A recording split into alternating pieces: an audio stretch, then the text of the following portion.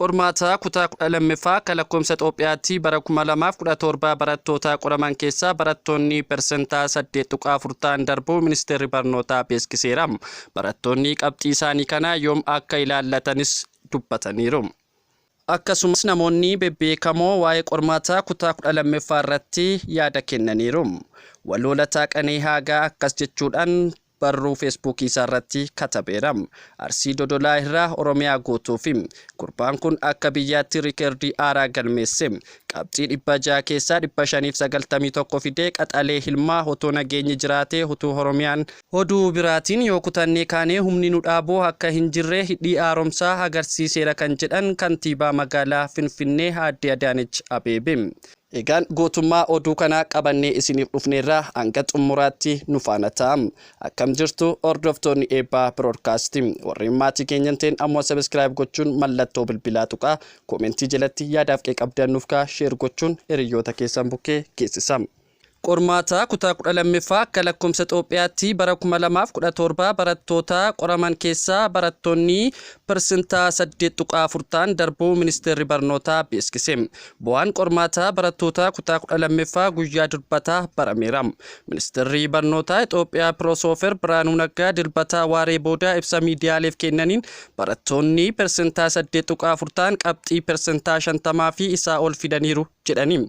Qabxiin kun qabxiiwwan waggoota muraasaa darban galmaa'aa ture keessaa isa fooyya'aa qabudha jedhan Pirofeesar Biraanuu Naggaani. Barattoonni qabxii isaanii wiixataa sa'aatii 6 eegalee akka ilaalan ministeerri barnootaa beeksiseera. Walumaa gala baranaa barattoonni 48,920 qormaata darbuu isaanii himaniiru. Walumaa gala barattoonni qormaata fudhatan immoo 5,585,882 ta'uu ibsameera. Barattoota saayinsii hawaasaa keessaa barattoonni persentaa 5.2 akkasumas kan saayinsii uumamaa keessaa persentaan 11.4 qabxii persentaa 50 fi isaa ol galmeessan jedhame. Miidiyaaleen biyya keessaa akka gabaasanitti qabxiin olaanaa saayinsii uumamaa galmaa'ee 591dha. Qabxiin kunis mana barnootaa Ifa Booruu Dodolaatti galmaa'uu gabaafameera.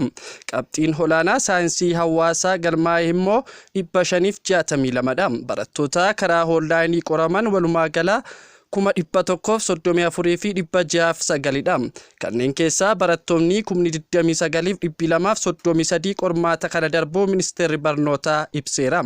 Kunis kanneen waraqaan qoramanirraa fooyya'aadha jedhan Pirofeesar Biraanuu Naggaani. Barattoonni 2,384 ta'an qabxii 500 ol fidullee ibsameera. Bulchiinsi magaalaa Finfinnee, Hararii fi naannoo Amaaraa giddugaleessaan kanneen barattoota olaanoo dabarsan akka ta'an gabaafameera. Manni barnootaa 1,249 barataa hin dabarsine. Akka ibsa ministeera barnootaatti manneen barnootaa 50 barattoota isaanii hunda dabarsaniiru. Haa ta'u malee manneen barnootaa 1,249 barataa tokkollee hin dabarsine jedhameera. Akka ministeerri barnootaa ibsetti barattoonni 120 ta'an qormaata hatuu fi osoo yaalanii qabamanii qabxiin isaanii haqameera. Akkaataa kenniinsa qormaataa gaarii akka ta'e kan ibsan Pirofeesar Biraanuun bu'aan baranaa riifoormii damee barnootaa kan itti mul'atu akka ta'e dubbachuun isaanii ibsameera. Kanaan dura meeqa galmaa'e kan jedhu irratti guutuu Itoophiyaatti barattoonni kutaa 12ffaa bara 2016 keessa qoraman keessaa kan darban yookaan milkaa'an persentaa 5.4 ta'uu ministeerri barnootaa ibsuun ni yaadatama. Guutuu Itoophiyaatti barattoota qormaata kutaa 12ffaa seensa yuunivarsiitii akka lakkoomsa Itoophiyaatti bara 2015 qoraman keessaa immoo kan milkaa'an persentaa 3.2 qofa ta'uu ministeerri barnootaa beeksisee ture. Akka lakkoomsa Itoophiyaatti bara 2014 barattoota qormaata kutaa 12ffaa qoraman keessaa qabxii giddugaleessaa persentaa 50 ol kan fidan persentaa 3.3 qofa ta'uu ministeerri barnootaa ibsee ture. Yeroos qabxiin bara 2014 galmaa'ee rifaasisaa ta'uu hubanna jechuun ministeerri barnootaa Pirofeesar Biraanuu Naggaa dubbachuun isaanii gabaafameera. Akkasumas namoonni bebbeekamoo waa'ee qormaata kutaa 12ffaa irratti yaada kennaniiru. Walloolataa Qanee Haagaa akkas jechuudhaan barruu feesbuukii isaarratti katabeera. Arsii Dodolaa irraa Oromiyaa guutuufi gurbaan kun akka biyyaatti riikardii haaraa galmeesse. Qabxii 600 keessaa 591 fidee qaxalee hilmaa otoo nageenyi jiraatee utuu Oromiyaan qabbana qabaattee silaa ijoolleen keenya maal hojjechuu fi eessa ga'uu akka danda'an beekamaadha. Khalid Bashir kana caalaa guddaadha mul'adhu waan yaadde bira gahii Oromoo fi ifa ta'e. Oduu biraatiin yoo kutannee kaanee humni nu dhaabuu akka hin jirre hidhii haaromsaa agarsiiseera kan jedhan kantiibaa magaalaa Finfinnee Aadde Adaanech Abeebee. Injifannoo hidhaa haaromsaan argameen Itoophiyaan isin galateeffatti Finfinneen isin galateeffatti jedhan kantiibaan magaalaa Finfinnee Aadde Adaanech Abeebee.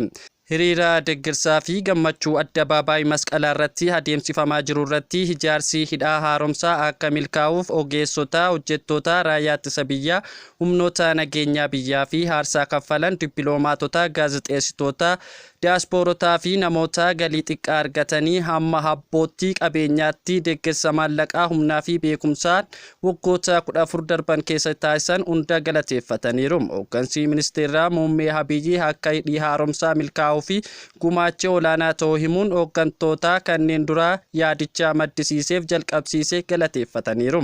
Jiraattonni Finfinnee birrii biiliyoona 6 ol hidhaa haaromsaaf gumaachuudhaan seenaa hojjechuu isaanii akkasumas galateeffataniiru.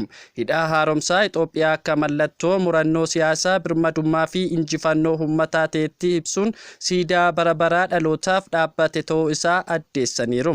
Kantiibaan Adaanech hidhaa haaromsaa dhiigaa lafee fi dafqa uummata keenyaan ijaarame jechuun yoo kutannee kaane humni nu dhaabuu akka hin jirre kan agarsiisudha jedhaniiru.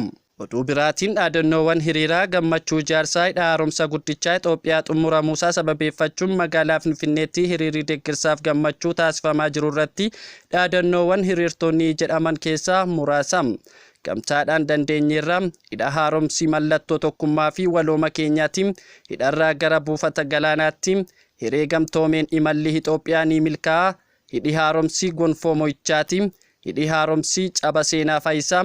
Dhalootni Adowaa lammaffaa tokkummaan kabajam fi dhaadannoowwan kanneen biroos hiriirtotaan halkaniin gara dirree masqalaatti imalaa jiran irraa dhaga'amaa tureera.